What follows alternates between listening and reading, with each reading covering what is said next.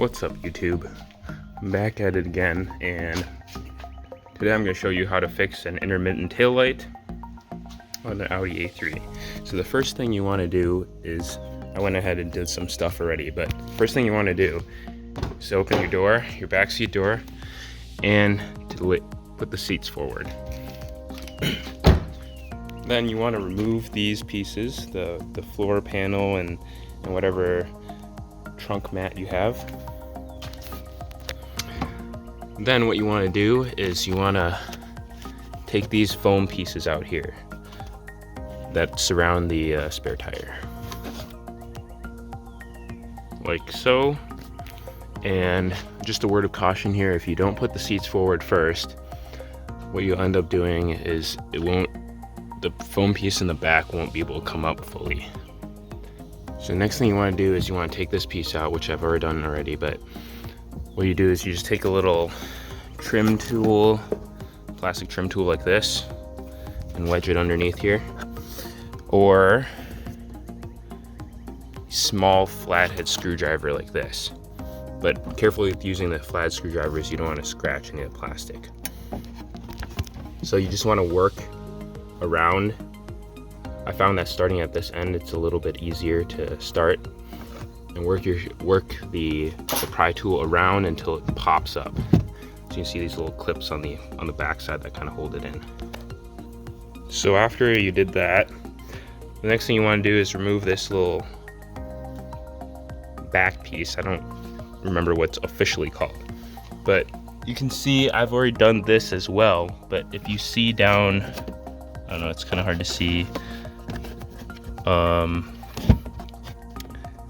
There are these metal pins down here, and what they do is just hold. It's kind of like a friction hold. So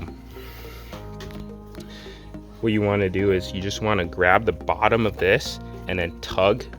It'll feel like you're gonna break something, but you're not. Just tug straight up and make sure it is straight up, and this thing will come straight up like this. And you also might want to kind of peel back this a little bit, the gasket a little bit while you're going, so that when you pull it up, it doesn't bind onto this. After you've taken this piece out here, what you want to do is you want to flip your little thing down. It'll be up like this. Flip that hook down, and right in here there's a little place where you'd put a screwdriver and pry this plastic piece out. So I'll try to show you this as best as possible. There, and kind of just pry it out. Right under this, right there, it's a 8mm triple square. Yep. It should look something like this.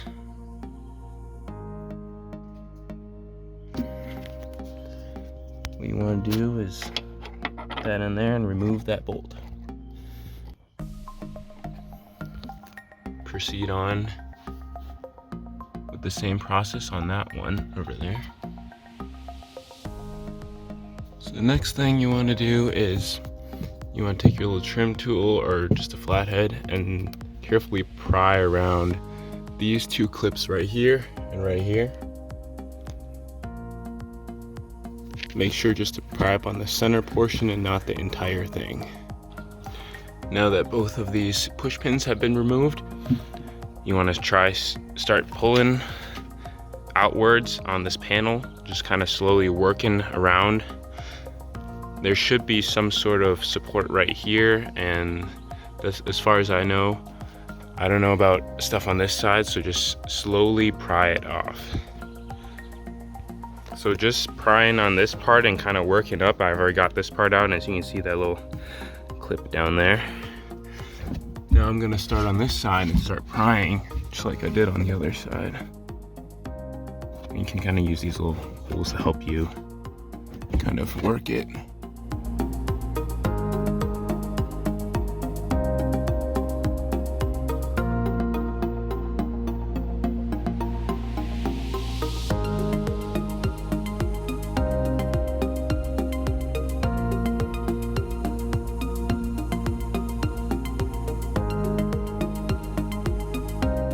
I kind of pull this out a little bit. So once you've gotten to the stage where the door card is kind of, or the trunk card is kind of out on the side here, you want to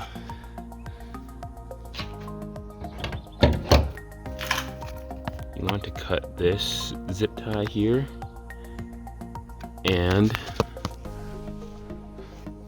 this one back here. So usually the problem area is when this this wire takes like a little U-turn right in here, and that's where the wires tend to break, because every time you open and close the trunk, it'll put stress on this little wire right here, and this wire sends power to the lights. So that's why you have intermittent tail light when you kind of either open or close the trunk lid. And as you can see, after pulling this wire out and detaching them from these 2 points up there, you can see that there's some exposed wires. I don't know if you can see that or not, but those wires aren't supposed to be broken like that. So that's why it's causing the tail lights to be intermittent. So the next step you want to do is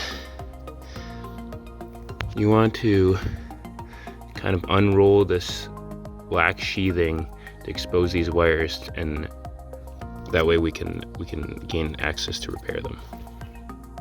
So even though your wires are cut right here, you don't want to cut them more. So to get the sheathing off, you take one of these seam rippers. It can be had in any craft store or Joann Fabrics, and you put it underneath to cut the sheathing off the side in order to work on it. So the result should look like this right after using the seam ripper. Alright, so what I did here is just all the wires that were broken were resoldered and shrink wrapped in black, and the wires that had the sheathing broken but not the wire, like the wire was still intact, these were just taped up with electrical tape. And now I'm going to wrap the entire thing in electrical tape to prevent this from kind of giving a little bit more structural rigidity and just protect it from more fraying.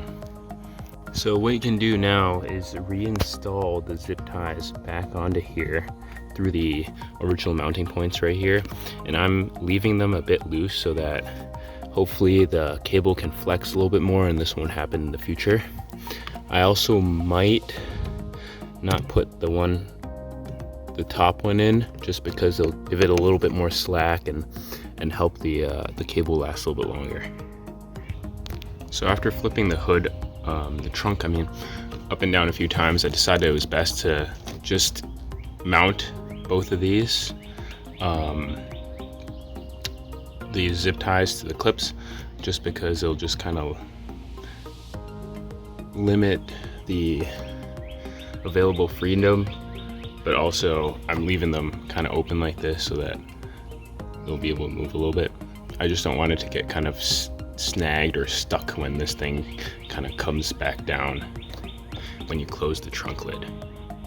All right, to wrap this up, I'll show you guys that it actually does work, and I actually did fix the intermittent taillight issue. So I'm just gonna put on the blinkers here. For my specific problem, it only affected the blinkers. So go back here, and would you look at that, all 4 pieces of the blinkers do work.